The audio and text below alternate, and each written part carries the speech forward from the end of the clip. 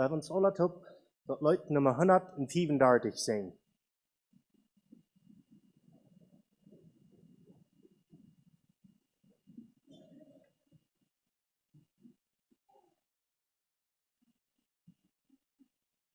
Nummer 135.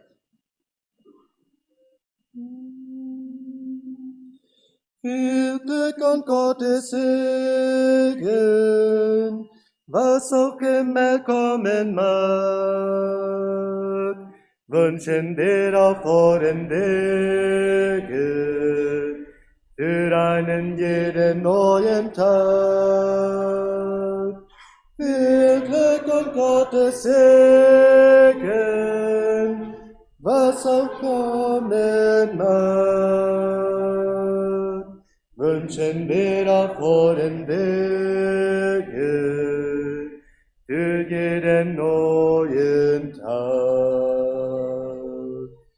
Heute an diesen Hochzeitsfeste steht ihr hier vor dem Traualtar. Habt gereicht euch beide Hände, wollt gehen zusammen immer da. Viel Glück und Gottes Segen, was auch kommen mag, wünschen wir auf euren Wege für einen jeden neuen Tag.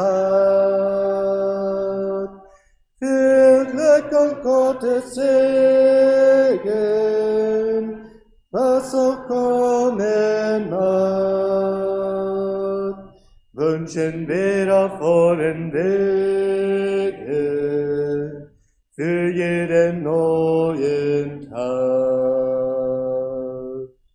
Zwei Herzen sind nun eins geworden, aufeinander werden zwei. Ihr teilt von nun an Glück und Sorgen, doch Glück geht an euch nicht vorbei. Viel Glück und Gottes Segen, was auch immer kommen mag, wünschen wir auf euren Wege für einen jeden neuen Tag. Viel Glück und Gottes Segen, was auch kommen mag, wünschen wir auf euren Wege für jeden neuen Tag. Ihr braucht einander noch so sehr, das habt ihr uns heute kundgetan. Doch Jesus braucht ihn noch viel mehr. Ladet in euer Haus hinein. Viel Glück und Gottes Segen,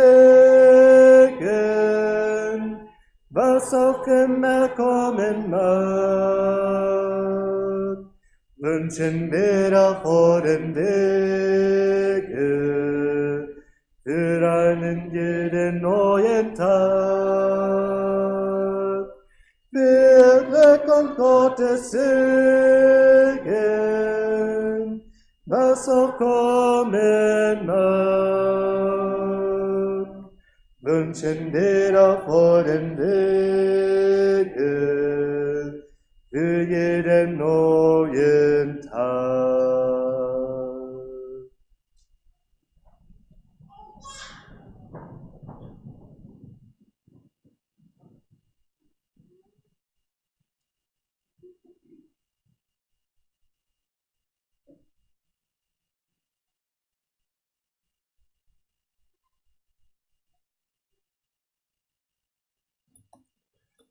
Dag iedereen, welkom voor deze besondere dag hier voor Frank en Othilia.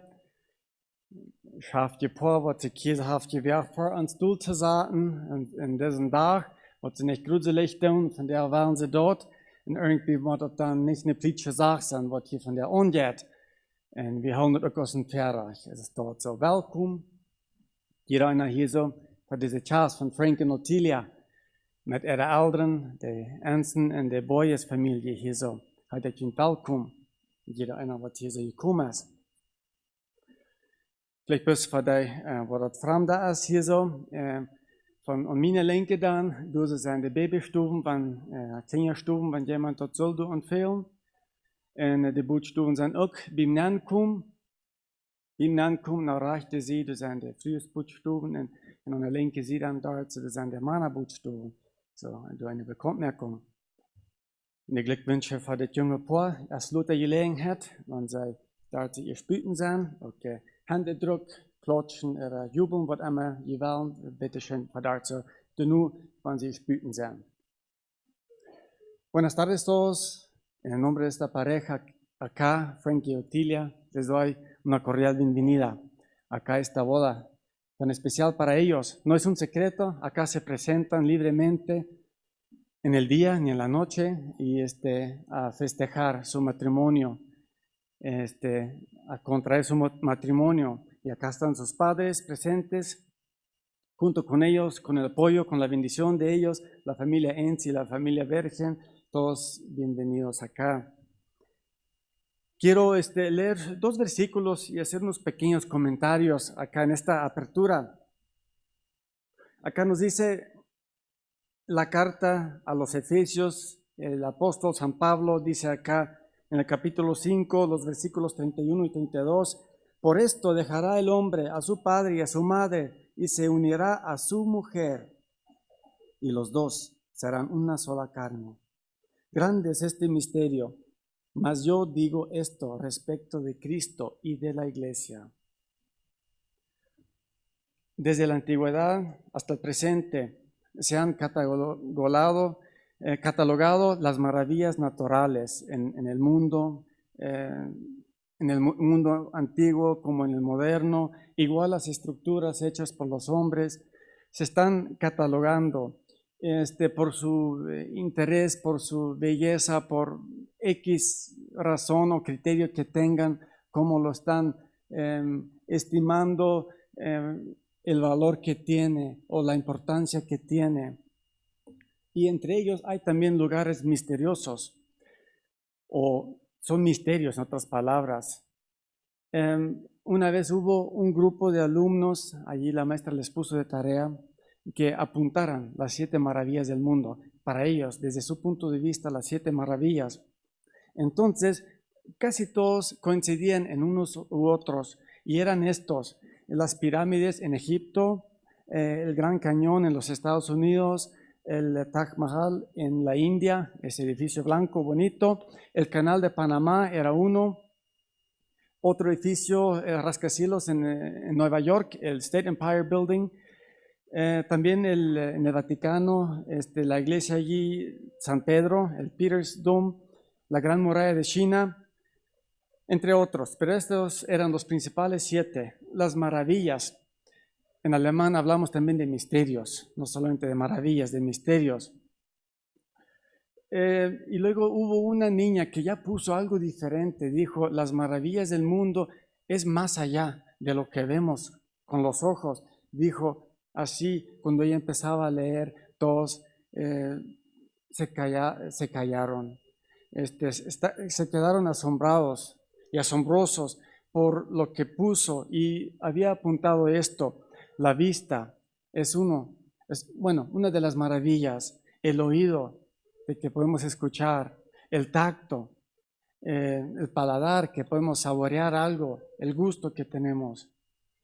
Las emociones era otra de la maravilla, el reír, poder reír, amar, era por lo último que había puesto. Entonces vemos que acá se acerca un poco más a las maravillas reales de este mundo.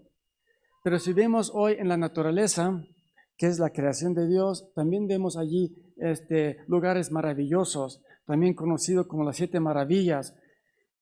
Una de esas maravillas se encuentra en Brasil, bueno, Argentina y Brasil, entre esos dos países, son las cataratas del Iguazú. Otra es la bahía de Halong en China, un lugar muy precioso, muy bonito. O la isla de Jeju en Corea del Sur. También está un río por allí en las Filipinas, que es el río subterráneo de Puerto Princesa, así se llama, muy precioso, desemboca en el mar, es una maravilla ir a ver allí esto. Otro es la montaña de la Mesa, allá en Sudáfrica, un país en el continente de África. Otra es la isla de Komodo, donde están esos reptiles, dragones Komodo se le conoce en Indonesia. Y luego la selva amazónica o la Amazonia en Brasil, bueno, Perú también. Y últimamente, en el que fue 2006, fue cuando unos científicos dijeron, no, pues existe la octava maravilla del mundo. En el USA Today lo habían anunciado allí, dijeron que es el Gran Cañón de los Estados Unidos, porque no aparecen estas 7 maravillas. Pero a lo que voy es esto, de estas maravillas. Yo creo que hay una octava maravilla, o misterio, o milagro, como mejor se entienden o se relaciona mejor en alemán. Y esto también desde la antigüedad, y quizá lo más antiguo que no se haya destruido hasta la fecha, porque muchas de las maravillas del antiguo mundo ya se destruyeron. Ahí están las pirámides, hay unos otros edificios o partes de los edificios, pero queda muy poco, fue destruido. Pero hay una maravilla que todavía existe, y aunque fue amenazada por los ataques furiosos y severos de Satanás, no fue posible destruirla, y es la maravilla del matrimonio. El matrimonio, una institución desde el inicio del mundo, ya un pensamiento de Dios antes de la creación, antes que empezó con la creación, el primer día, ya había pensado, lo había pensado todo, lo había diseñado todo y había diseñado esa maravilla, el matrimonio, el matrimonio. Creo que esto es, bueno, no sé si la octava o la primera, pero es algo bonito. ¿Por qué? ¿Por qué es tan importante? Yo creo que este versículo nos dice, ¿por qué es tan importante? El lugar o el momento en donde el hombre y la mujer dejan a sus padres para formar una unión. Leemos allí, por esto dejará el hombre a su padre y a su madre y se unirá a su mujer, y los dos serán una sola carne. Esto de uno solo, que dos forman uno. 1 más 1 da 1, no cambia el número. Esto es un misterio. El matrimonio feliz hoy en día, diríamos, es un misterio. Si nosotros tenemos un matrimonio feliz, es una maravilla. Es una de las maravillas de este mundo, porque no los hay muchos. Cada vez vemos esos movimientos gay que ya son muy abundantes. Pues, ¿qué fue? Taiwán, el primer país que hace unas semanas que aceptó esto, ¿verdad? Por ley, aceptó ese matrimonio. Entonces vemos cómo esto está agarrando más y más terreno, ese movimiento. Significa que algo está mal. Algo está mal con este matrimonio fundamental y principal. Algo no les funciona, buscan otras alternativas. Pero yo sé por qué es así, porque la Biblia nos dice, y es como dice el 32, grande es este misterio de la unión de hombre y mujer. Ahora, ¿qué dice? Mas yo digo esto respecto de Cristo y de su iglesia. Un matrimonio representa a Cristo. Entonces, el que se revela, no obedece a Dios, vive en rebelión. ¿Cómo va a agradar a Dios? ¿O cómo quiere ser el ejemplo? ¿O cómo quiere allí hacer visible esto, lo que Dios nos dice acá, que es un misterio y que se habla respecto de Cristo y de la iglesia? Vemos que de que representa a la iglesia es el problema de muchos incrédulos. No quieren que ellos sean una representación de la iglesia, de Cristo y los santos. Por eso buscan alternativas, buscan algo diferente, porque un matrimonio feliz representa a Cristo y su iglesia. entonces no lo quieren. ¿Por qué? No quieren a Cristo, no quieren a su iglesia, quieren vivir sus vidas. Por eso, no quieren ser instrumento de Dios. Pero sabemos que todas las uniones que se forman se derivan de acá. Tiene su principio y su fundamento en esto del matrimonio. Sabemos que en sociedades destrozadas, en sociedades arruinadas, no encontraremos matrimonios felices o encontraremos muy pocos. Va a la par la destrucción, la desesperación y los matrimonios infelices. Por eso, el matrimonio, un misterio. Dice acá la palabra, esto lo tenía Dios en mente antes de la creación. Yo creo que pensó así. Después, cuando estará la iglesia y la iglesia redimida por la sangre de Cristo, bueno, tomando esto en cuenta o teniendo esto en mente, dijo, yo voy a formar esta unión porque quiero algo que represente a Cristo y su iglesia, visible, porque la iglesia realmente no es visible. El edificio sí, todos los que asistimos, los congregados, sí, son visibles, pero la iglesia real, todos los que aceptaron a Cristo, es invisible por una parte, decirlo así. No siempre se ve por fuera. Por eso es una representación el matrimonio feliz de cómo es Cristo y la iglesia, que hoy todavía no se ve, pero un día Cristo se la llevará al cielo para estar con Él para toda la eternidad. Ahora, Frank y Othilia, es algo que Dios pide de ustedes dos, que sean ustedes representantes. Como dice también en la carta, Pablo a los Corintios, en la carta a los Corintios, que somos representantes de Cristo. Y ustedes lo son, de lo único que Cristo tiene acá y es su iglesia. Ustedes deben representar a Cristo y su iglesia como novio y novia, como hombre y mujer. Entonces tenemos esa promesa de que las puertas de Hades, dice en San Mateo, no prevalecerán contra ella, la iglesia. Entonces el matrimonio feliz influye mucho en esto. ¿Por qué? Dios está a nuestro lado. Que Dios bendiga su unión. Vamos a inclinar el rostro para una oración. Padre nuestro que estás en los cielos, gracias te damos por una linda tarde. Nos has concedido ese día tan importante, tan especial para esta pareja joven acá, Frank y Othilia. Te pido, Dios, que tú bendigas su matrimonio. Dios, te pedimos que los bendigas para que ellos sean representación de la iglesia y Cristo. Cristo como el novio, la iglesia como la novia, que un día se la llevará al cielo. Gracias te damos por esa unión tan importante y este misterio. Y te pido que bendigas a esa pareja y en su representación de Cristo y la iglesia. Que bendigas a cada uno que asistió acá en esta ceremonia. En tu santo nombre oramos y pedimos. Amén.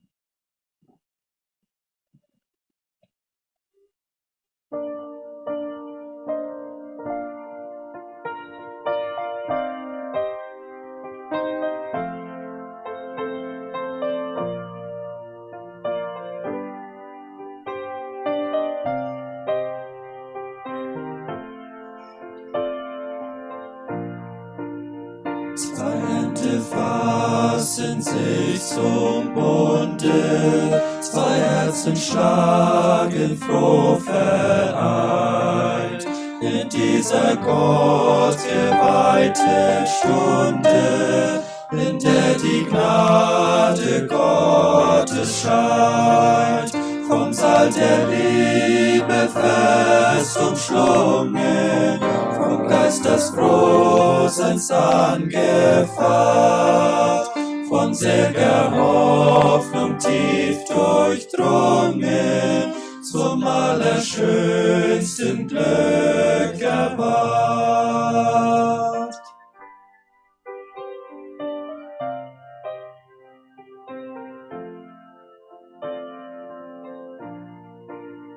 Was aus dem Paradies geblieben, gestiftet von des höchsten Hand, vom Geist der Liebe sanft getrieben, das finden sie im Ehestand. Sie sind im Glücke stets verbunden, wie schön ist doch geteilte Freud. Und in den dunklen Trübsalstunden, wie klein ist dann geteiltes Leid.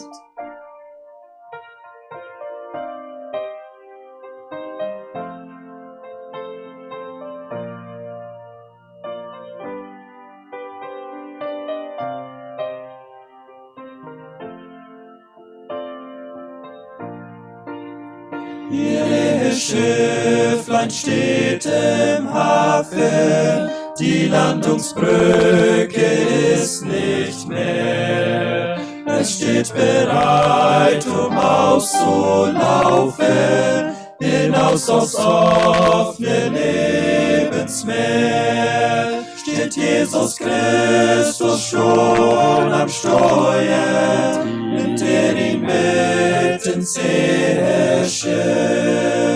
Ist euch über alles teuer, dann geht's vorbei am Felsenriff.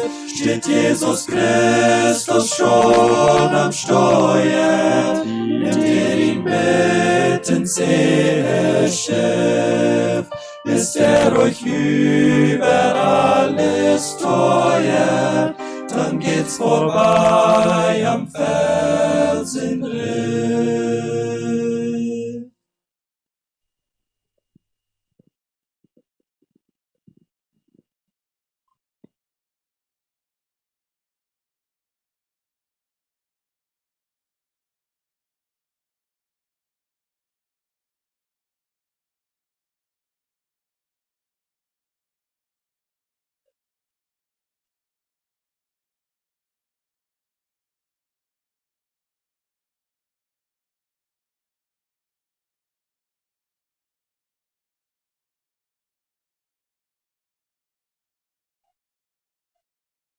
Uns freuen und fröhlich darin sein. O Herr, hilf, o Herr, lass wohl gelingen. Von dir, es war ein Tag von Freude. Für mich ist es eine Freude. Und ich dachte an, dass Frank und Othilia, die sind sich einig geworden, sie wollen top. Aber nu, sie werden auch mit uns so, dass sie top werden, aber von nu wieder, nu soll das ein beständiger Top sein. Und das ist für mich ist das eine Freude, für irgend hier so mit der Kasse zu bedeuten, wenn sie so ein Ziel ist dort haben. Und als sie sagen, dass im Psalm 118, dies ist der Tag, den der Herr macht, lasst uns freuen und fröhlich darin sein, dann weten wir dort ist, was Deibrit aus, was die Welt hat. Die Welt hat auch Freudenfeste, die hat Hochzeiten, die hat Dinge, was da Leute angehen und so wieder. Aber viele von dort ist nicht am Tür. Viele von dort helfen ein Stückchen für und dann ist dort vorbei. Dann ist das scheint und das Frohe sein, dort ist dann vorbei. Aber ich nehme an, dass Frank und Othilia, sie haben nichts ins dort im Sinn. Sie mochten nicht den Zweig denken und den wideren Weg, was sie zu tun haben. Sie denken an diese Freude, die soll mitgehen mit ihnen. Die soll durchholen. Und ich das Wort kriegst es dort schaffen. Immer, wenn wir nicht aufgehen von das Wort Gottes. Wir haben eine manche Stunde gesehen, ich und Frank und Othilia. Wir haben Lektionen übergegangen, wo wir haben das Port versucht zu bekicken. Und du sind immer Verheißungen, ab die werden nicht aufbehindert von das Wort Gottes. Von da sind viele Menschen, die stimmen nicht mit von dort ein Eheleben, dort das schön ist, dort das Frau merken dort einfach ein Segen ist. Die folgen anders. Aber du hast einmal bloß, sind bloß diese eine Ursache als dafür, dass die haben nicht die rechte Rechnung genommen für ihr Leben, zum Beispiel die Bibel. Und wenn dort ist Wort, dort muss sich das in einer Weg wählen. Gott als ein Schöpfer, aus dem, was die Menschen gemerkt haben, aus dem, was er im Plan hat für die Menschen, auch für den Ehestand und so wieder, wenn wir den wollen utloten und wir wollen uns ans eigener Weg wählen, dann ist ein Ding klar, das wird fehlschlagen. Das wird fehlschlagen. Und ich habe mich gefreut für das junge Paar, ihre Aufmerksamkeit, wenn wir den Ungerechten durchgehen, und sie horchten und sie glaube ich, kämen einmal vielleicht ein bisschen direkt für, kann sein, dass das war das, aber ich glaube, sie werden mutig. Sie haben uns nicht gesagt, dass sie nicht wieder wollen, den Ungerecht durchgehen. So, ich fühle so, sie werden wirklich froh darüber. Okay, und dann, der Ehestand, der wird ja in verschiedene Bilder durchgestellt. Einmal dann stellen wir ihn durch aus einem Schab fort, nu fährt das Schab los. Und das will über dem Ozean fahren. Das will nicht mit in den Meer fahren, das will nicht in Engstchen abfahren, das will fahren. Nächstes Mal dürfen wir den Ehestand vergleichen mit einem Hausbau. Ein Haus wird gebaut von Feuerwingen, ein Dach, eine Flur, nach Fenstern, und wird dann noch mehr dazu gehören, das wird ein Haus gebaut. Dann dürfen wir reden von, wie wichtig das ist, dass man in guter Grund liegen hat. Von der, ich weiß nicht, was ich mit euch habe, in dit Bild an de Ehe gerät, als wat ik van deel wil. En van deel wil ik dat als een Garten aanvieren. Als een Garten doorstellen. Wie kan Gottes? Wie zijn Gottes? En wie zijn dat Gottes worden sehr verschieden gepflegt. Some Gottes, die zitten uitgetekend schmack. Dat zit einfach so, hier moet jemand zijn, die is neef en die is kraak, die gleicht dat dingen in de Ordnung blijven. En die wirkt über dem Garten. Und das ist so, das hat sich alle gelohnt, die Anstrengung.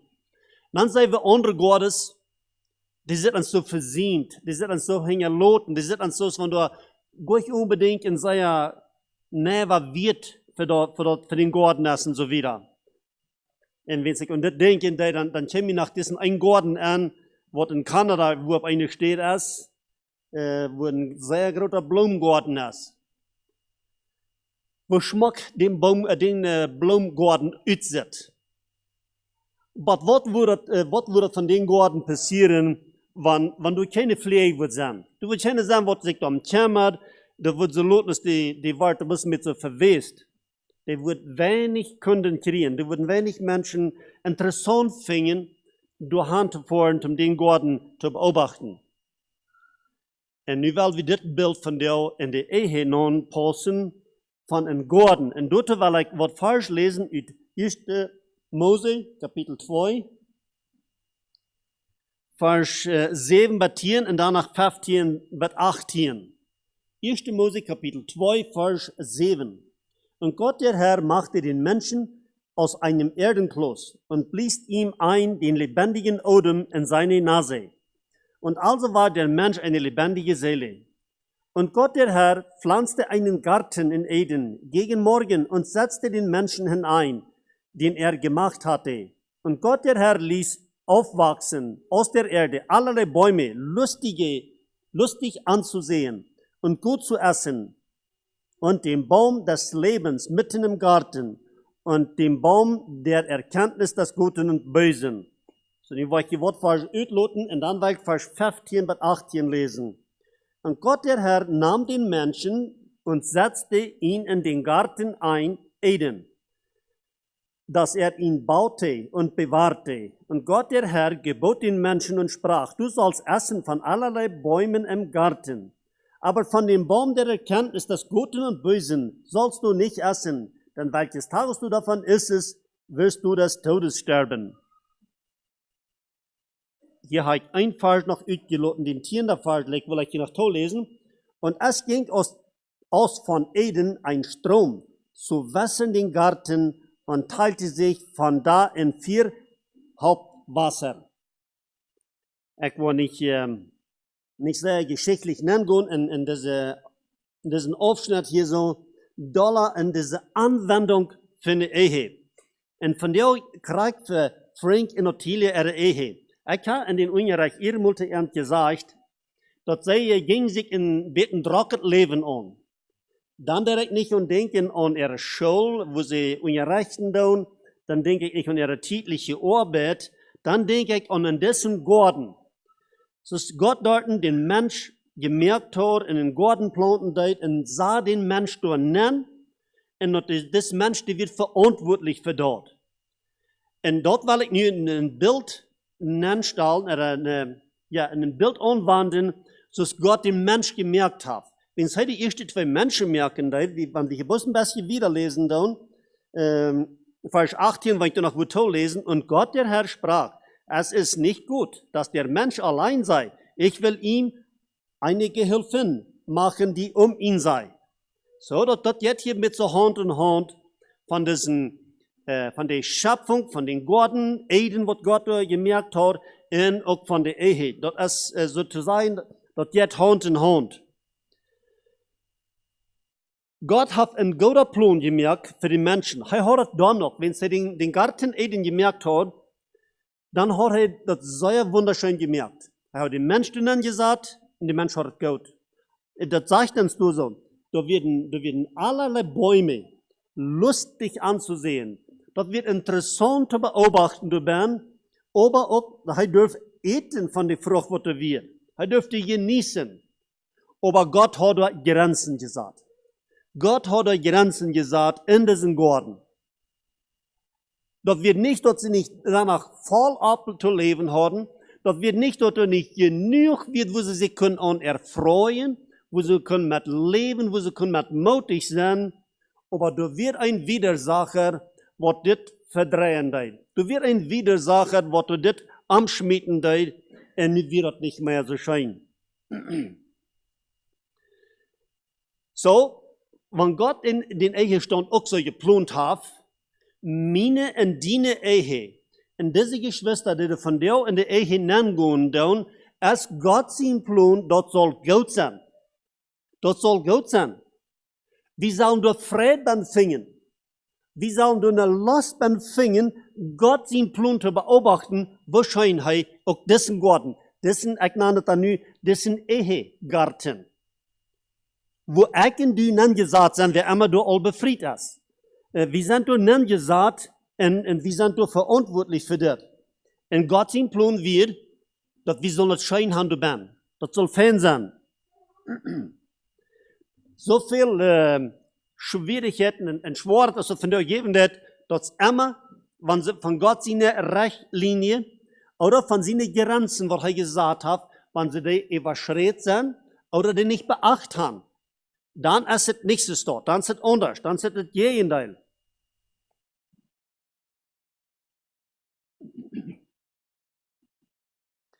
Wie lassen uns du so im Fall stehen? Du wird ein Strom, was sich du in Feuerrichtungen teilen wird. Und nu will ich diesen Wuterstrom hier so auch ein bisschen so in Feuerpunkten übergehen, was hier in diesem Garten ran geht, wie wir in Wuter ja leben. Wuter erhält Leben. Wuter ja Erfrischung. Wuter ja Mut. Und wir können nach einer ganzen Reihe mehr abnehmen, was da alles das. Und das Strom, der ging so in den Garten, und der teilt sich so, und du kannst sie auch von genießen. Und nu wollen wir dort mal mit denen, was ich in Einzelheiten übergehen. Ein Garten, der braucht Pflege, der braucht gepflegt zu werden. Und wo die gut gepflegt wird, kann man viel genießen. Hier bei uns Raum, hier sind wir da bekannt mit, vielleicht mit Apfelbäumen, so was ist dort. Und wo immer die Garten gut gepflegt werden, du kannst die Eigentümer und danach viele, die können sich davon genießen, die können davon Freude haben, einfach ein Schönheit haben davon. Das ist, wo der Pflege geäuft wird. Erstens, weil wir mal sein, das erste Strom, weil ich hier so anwenden, aus der Quelle von wo ans Leben rückkommen wird. An was von der Quelle soll wir ans Leben angeknackt haben? Wenn dort was anderes ist, wenn dort irgendwas ist, was der bloß eine Last ist in uns, so ist von der Fehler geben wird. Dort ja von der Fehler Hochzeiten, dort ist nicht das Wort, aus dort ist bloß eine Last, was dort hängen ist. Weil je sonst dort dran misfuts ut. Du hast gleich Leben durchhängen. Dort ist bloß für ein Stootje, und dann ist, hat man, vielleicht auch war eine andere Idee und so weiter. Dort ist nicht ein Dür. Wenn das eine Last ist, wenn das eine falsche Leib ist, dort ist nicht ein Dür. So wie man ein Ding klar haben, wenn das Garten, wo all die Ehelied von dir, auch diese junge Geschwister von dir nennen gehen wollen, wer du ben will, Fried in viel genießen kann du ben, du brauchst das man dann an der rechte Quelle angeknackt ist, dort ist Jesus Christus. Hij soll durch geirrt worden, hij soll verherrlicht worden, hij soll das Haupt sein. Nur 1. Korinther 11, Vers 3, vielleicht soll ich den einen Vers da einmal lesen, 1. Korinther 11, Vers 3.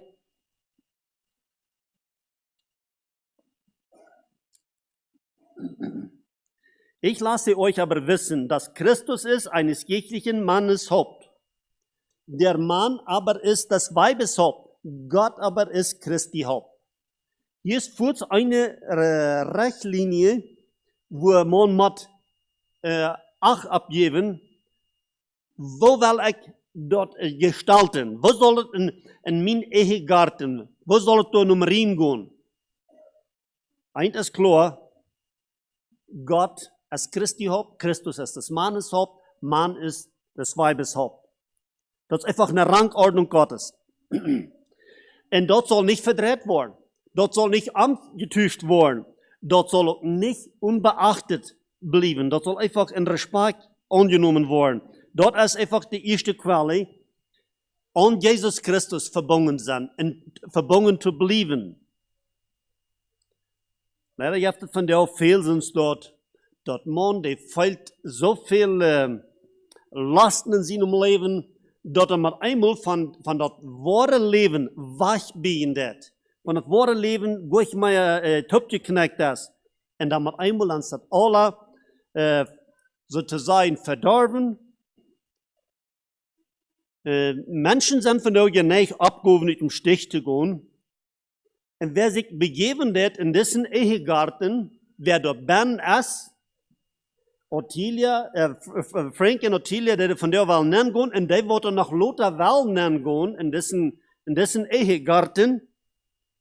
Wenn die nicht reisen, abgehoben utfallen, dann wird es nicht schön sein.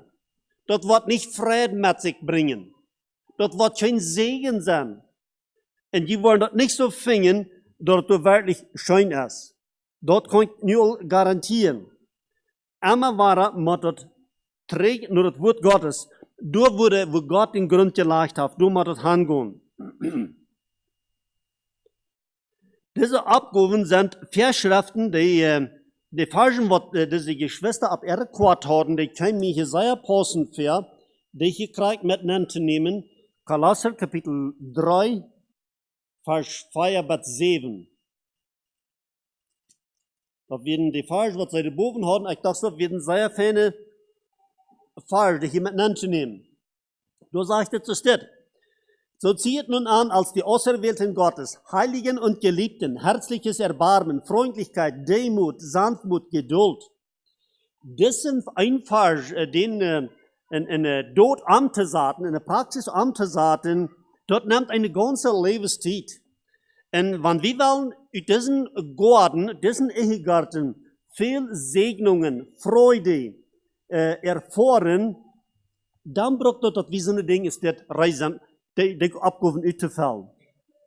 Anzutragen aus Uterwählte Gottes. Aus so einer, wo du mit Gott in Gemeinschaft gekommen sind, wo du mit einem Top leben dann, aus Helge und Geleifte, und die Abgaben sind ein herzliches Erbarmen, auszufallen in der Ehe. Ein herzliches Erbarmen ist mehr aus vielleicht Fertigkeit, vielleicht in der Spazier, sehr viel Höflichkeit bewiesen, sehr toll getan sein und so wieder. Einer dem anderen kann meist nicht so viel gefordert werden, was man nicht redet, ist zu viel. Oder? Das ist manchmal so, nicht? Die Jüngling, die kann fordern, was er schier will, und die Jungfrau kann fordern, was er will. Alles ist reutem uitfall. Aber die Tiden, die anderen manchmal, wenn ich da von der Gewohnheit, Leben da von der Gewohnheit worden, dann mit einmal dann fällt man vielleicht so, na, das soll ich tun. Weil wo das nicht getan wird, das wird verwesen, das wird vorkommen, das wird nicht antragend lauten, das wird keinen nicht mal interessieren. Von der, ich glaube an sich junge Menschen, die von der Rückchecken dann ein Tag, dann sind sie aber durch, wo sie wollen Hochzeit feiern. Sie wissen vielleicht noch nicht mal mit wem, sie wissen noch nicht, wo lange abbühen, dass sie das wollen. Dort ist, wenn sie die Ehe Gottes bekicken, dann, wo sie wirklich singen, wo der viel Flied angewandt wird. Wo sie in diesen Garten schaffen, dann, wo sie an der Arbeit sind, in den zu pflegen, den soll Schmuck loten. Wenn ich rede nur von Schmuck loten, dann rede ich nicht so, was du zu kaufen geht. Viele ja zu kaufen, kann Menschen sich antragen oder was immer sie kann alles tun. Dort sind nicht die Dinge, die du auf dem Tür sind. Das ist so, was du von dem Horten kommen hat. Das muss von dem Horten kommen. Das muss was deupert sein, als so, was du mit Geld zu kaufen geht. So, und dann muss du auch gewandt. Und dann muss einmal, dann hast du vielleicht geroden in den Garten nach Worten angekommen, was uns so sagt, das muss rückgeschafft werden. Es ist noch einmal Leiblosigkeit, es ist Unverzeihlichkeit, es ist mit einmal so, dass ich kann nicht mehr viel übrig für den Nächsten oder so wieder. Die Dinge, die müssen rückgeschafft werden, weil die werden den Garten verdorben. Die werden den Garten verdorben. Wo schön, wenn Frank und Othilia wollen das Leben geschenkt kriegen von Gott, dann sie würden vielleicht alle beide ziemlich leichter Koppel haben, die ziemlich gut geplagt sein und so wieder. Und die würden sich nach Krieg so gut sein, oder noch guter, als sie sich von der sind. Man, würde das nicht schön sein? Würde das nicht wertvoll sein, wenn es das dort wird sein? Na, was soll er abholen, dass das nicht wird gehen? Das ist nicht aus dem Feind. Das ist nicht aus dem Feind. Der wird schon so eine dort verstehen. Aber wenn wir diesen Garten pflegen dann, wo wir soll das nicht so dort sein? Manchmal sind eine Bilder von Lied, sind vielleicht auch Messer mit noch ein bisschen Gohnstockbrocken und so wieder. Aber das ist so, die kicken sich freundlich an.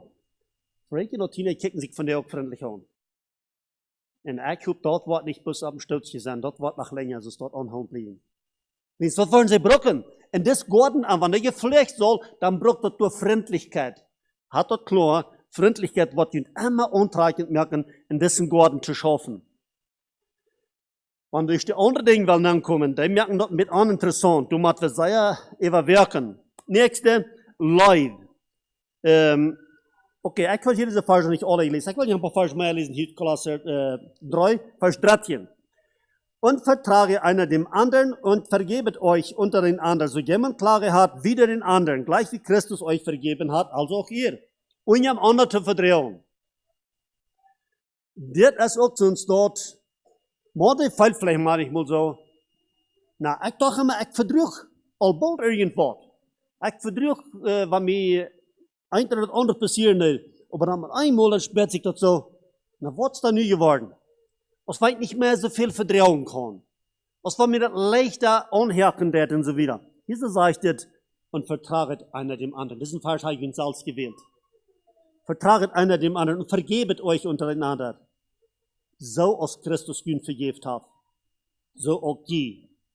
Und dann über alles, aber zieht an die Liebe, die da ist, das Band der Vollkommenheit. Liebe, dort ist ihr ein besonders starkes Mittel, in diesem Garten zu schaffen.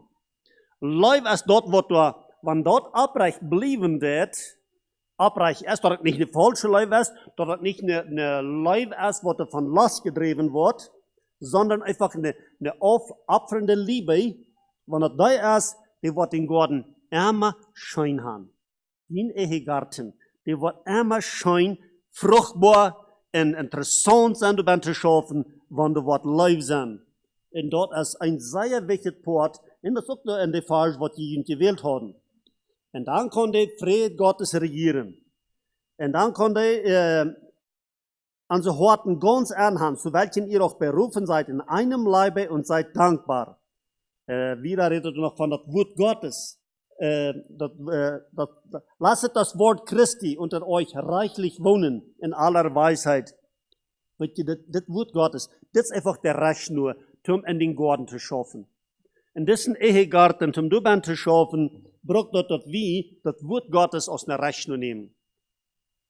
Jetzt ich hinankomme, dann sage ich, dass du stunden Schofschamadan und du stunden ein Landkort. Ich sehe da weiter, irgendwer was leben, dort ab diesem Landkort, du hast dort beschrieben, wo Frank und Othilia ihre Ehe führen sollen.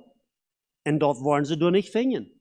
Dort wollen sie doch nicht finden. Dort fingen sie in das Wort Gottes. Ja, aber sie haben dort nicht durchgetan.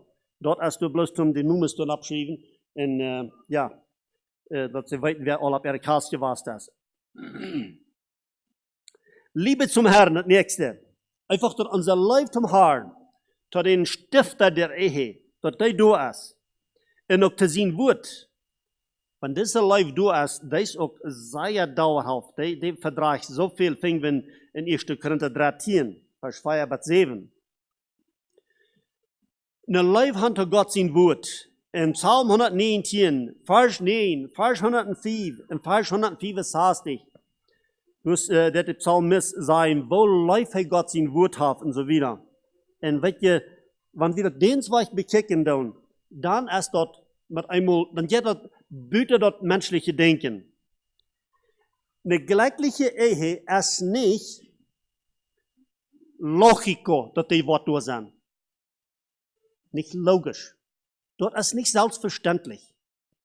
Wer immer in der gleichlichen Ehe leben wird, und wer dort Luther will eine gleichliche Ehe haben, wer du noch nicht bei du ist, wer dort will haben, einheitlich kann ich sagen von dir, dort ist nicht für Salz.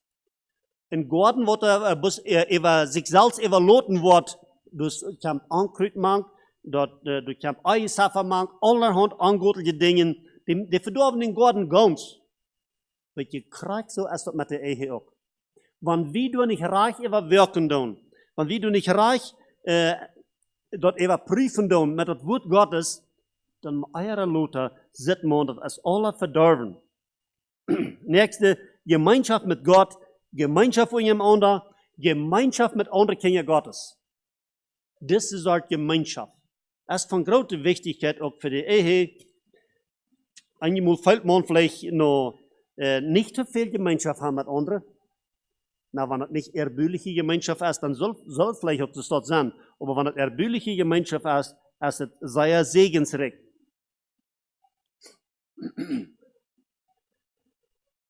Frank, ich will die von dir noch einmal sagen, ich habe dir das vielleicht all in Ungerechtigkeit gesagt, all einmal. Aber ich will dir noch einmal sagen, Frank, du merkst die von dir verantwortlich, diesen Ehegarten zu bauen und den zu bewahren. Diesen Garten. Nur 1. Mose, Kapitel 2, Vers 15, wo Gott sagen will, er sah den Menschen nennen, dass er den soll bauen und er soll ihn bewahren. Othilia, ich will die von dir sein, und ich wünsche dir, wo du den holen. Dort du das von dir die übernehmen, Frank, seine Gehilfin zu sein, und diesen Garten, den helfen zu bauen und den helfen zu pflegen. Übernimmst du die von dir, mit dem, dass die Frank die Hand geben das. Und wo ich immer irgendwas das Ziel sein, dass die wollen taub diesen Garten bearbeiten, taub, weil die den schaffen, die wollen taub diese Freude genießen, die wollen taub diesen Garten blühend merken, aber anders blühend, als was die Welt hat. Einfach so, dass Christus du kann spiegeln, so dass Christus du kann verherrlicht worden. So Pancho ist schon hat von Christus und der Gemeinde. Wenn er dort das Ziel ist, dann kann ich ihn von dir sagen, Friede und Segen sind auf deine Seite. Wo ein Ziel das ist. Und mochte der Herr dort, es dort geben, mochte die Jünport dort tun, dort das wird dann in der Erfüllung kommen, und wenn der Herr dort so lenken wird, dann würde ich gleich nur 50 Jahre ab ihrer Hochzeit zu sein, ab ihrer goldenen Hochzeit. Aber das weiß ich nicht, ist der Hart zu führen wird. Die Tiden in dieser Welt, die sind so veränderlich, dort ist zu bedauern, dass das wird so wie kommen. Aber wir weten da noch nicht. Ja, aber möchte der Herr Gott segnen dabei und helfen, wirklich wirklich. Gut, wir wollen übergehen zu der Treuhandlung. Diese Geschwister, die sind von der Werk 3 bekannt gemacht, was vernehmen wir, dass sie wollen in der Ehe gehen. Wir haben heute von der, heute dort aus der Frie sagt, dass wir uns mit der Treuhandlung bedienen.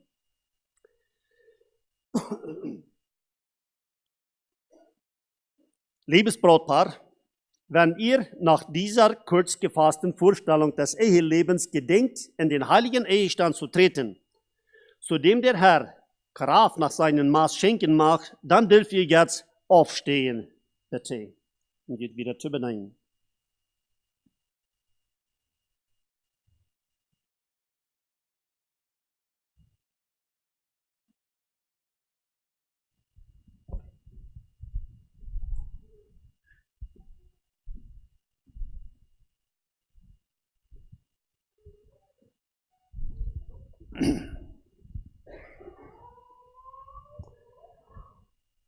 Euer gemeinsames Aufstehen bestätigt, dass ihr fest entschlossen seid, euch vor Gott und vor dieser Versammlung euer gegenseitiges Eheversprechen zu geben.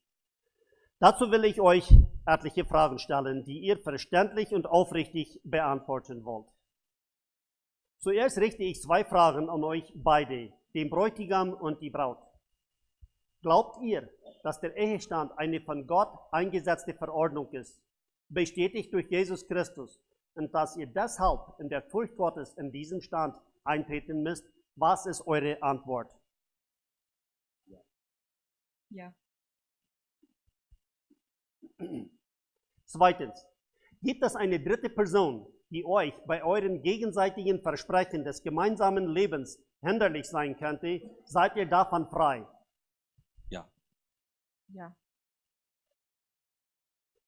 Liebe Versammlung, diese Geschwister haben vor vielen Zeugen, vornehmlich aber vor Gott bekannt, dass die Ehe ein von Gott eingesetzter Stand ist und dass sie freie, ungebundene Personen sind. Die Gemeinde Gottes kann es auch nicht zulassen, dass unfreie Personen in den heiligen Ehestand treten. Die hier vor dem Traualtar Stehenden dürfen also in den Stand der Ehe treten.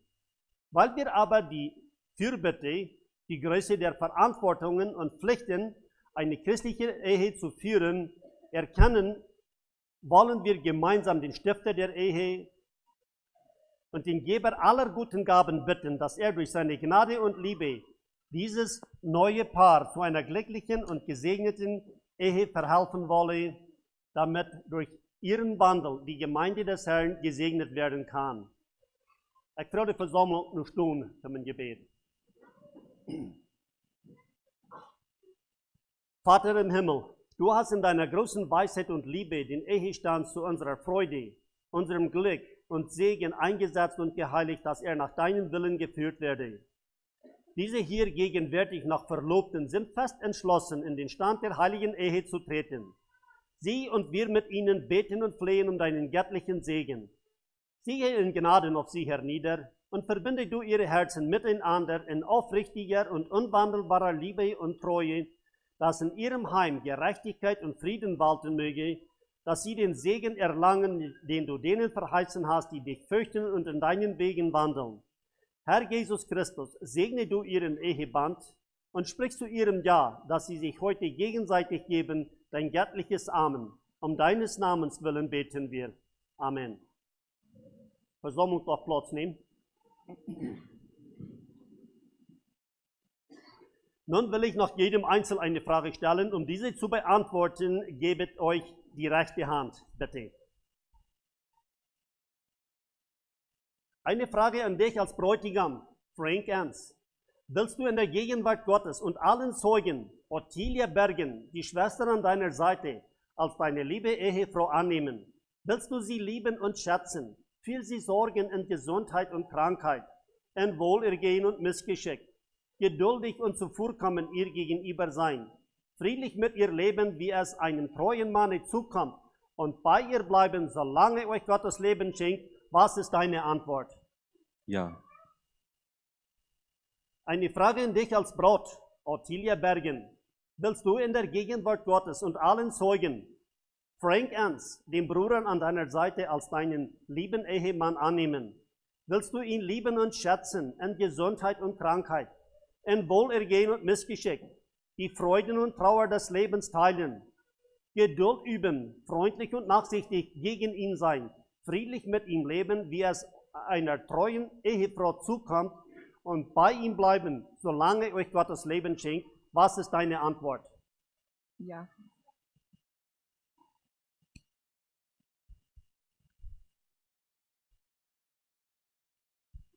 Zur Bestätigung eurer jetzigen Zusage, wofür wir alle Zeugen sind, will ich euch den Segen für euer Eheleben mitgeben. Ich werde versammeln und Hauptneigen, während der Segen gesprochen wird. Unser Vater Gott, der Gott Abrahams, Isaaks und Jakobs, sei mit euch. Er verbinde eure Herzen mehr und mehr mit dem Band der Liebe und des Friedens. Er segne euch im zeitlichen, aber doch viel mehr in himmlischen Gütern. Sein Segen breite sich über euch wie eine Tauwolke aus, dass ihr die Zeit eures Lebens in Ruhe, Friede und Einigkeit zubringen möget. Das gebe Gott um seiner so großen Liebe willen durch Jesus Christus. Amen.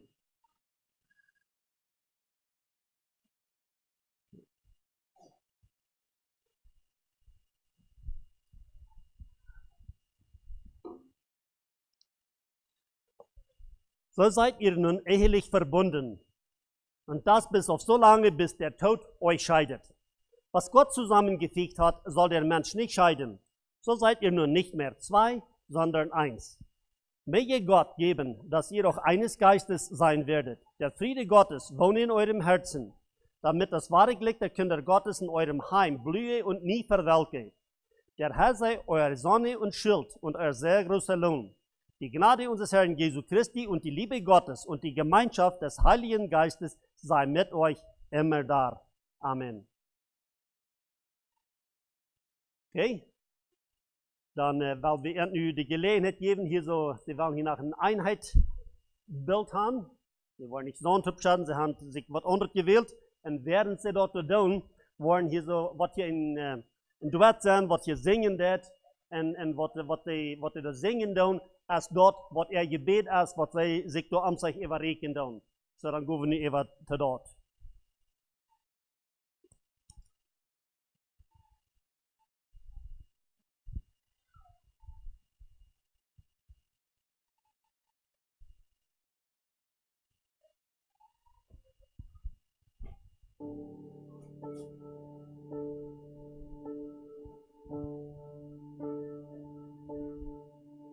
As we begin our journey, as together we are now, as we pledge our love and hope, as we say these sacred vows, help us look upon the cross and selfishness forsake, to be faithful, Lord, to the promises we make.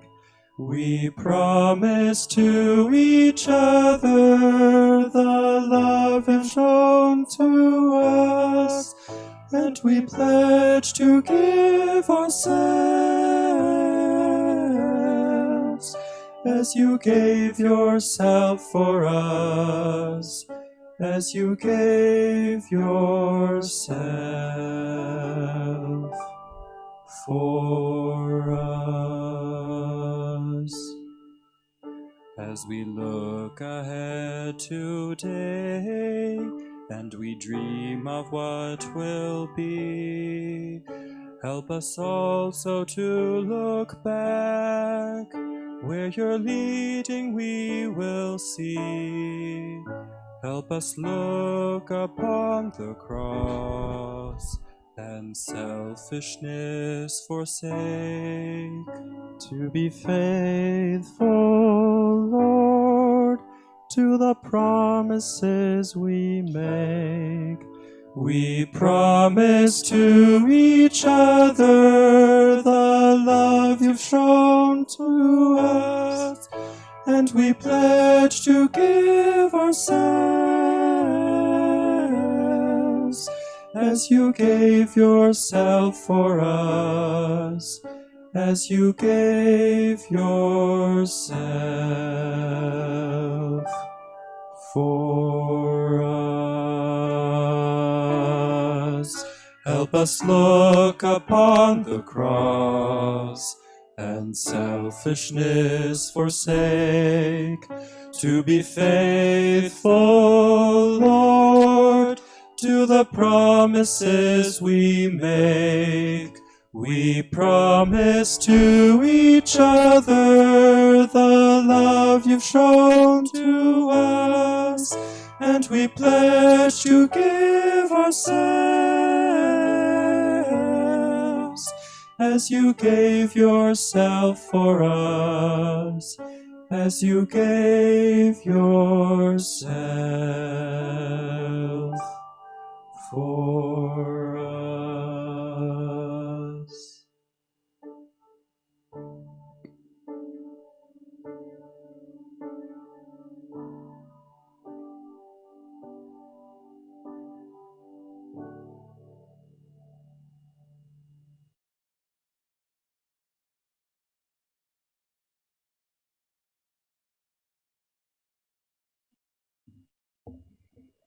Okay, hier sind noch ein paar Dinge zu sagen. Wer nicht habt ihr in die Nummern geschrieben, dort beim Nankum, die durfte noch hier und dann beim Rückkommen. Dass sie weiten, dass die hier auch sind, was das Erik hast. Und dann dort bei den Büter, der du an der Büter kommt, was ein Snack sein, du darfst die dann sich frei feilen, du zu nehmen und zu essen, was sie nicht wollen hier werden. Die haben sie dort zu büten, so viel frei du zu nehmen. Und wir wollen die Versammlung von der, das junge Paar vorstellen, als Frank und Othilia ernst. So, Othilia ist von der Reihe, nun aufzugeben, vertuschen den für ernst. Aber Geburtstag war zu wenig anderen, aber hier so nie, weil sie sich erreicht sind, dort zu tun. So, dort ist es, wenn sie sich eint waren. Ich frage euch noch einmal nur die Hauptneigen von Gebet, weil wir hier stehen. Leifriger, genundlicher Gott, und Vater, wir danken dir herzlich, Herr, für deine Gnade und deine Barmherzigkeit, deine Leib, was es mit uns gewesen. Wir danken dir, Herr. Noch einmal war dass wir hier dürfen, auf so eine Weise aus dir, wie eine Hochzeit beiwohnen. Ans Gebet ist bloß, Herr, dass die Ehen immer wurden können, ihre Pflicht anwenden, am natürlich über jede Ehe, denen Ricker Segen raufschaden. Wir beten, Herr, wo immer das nicht dort ist, nicht der Fall ist, dass die du willst auch offenbaren mit den Wellen, was den Weich du wieder ist, und dass jeder einer kann reisen, seinen Platz, was du dann gesagt hast, den utfällen, und dann kann es sehr wertvoll sein, du so in den Ehegarten du zu schaffen. Wirst du diese junge Geschwister wieder segnen und begleiten, beschützen und noch wieder in die Gemeinde zum Segen saaten. Die Gnade unseres Herrn Jesu Christi und die Liebe Gottes und die Gemeinschaft des Heiligen Geistes sei mit uns allen. Amen. Während das junge Paar rückt und die Älteren wird hier gespielt worden und dann die Versammlung darf satten bleiben, was die Ushers wollen Anleitung geben für Rückkommen. Gottes Segen mit Ihnen allen.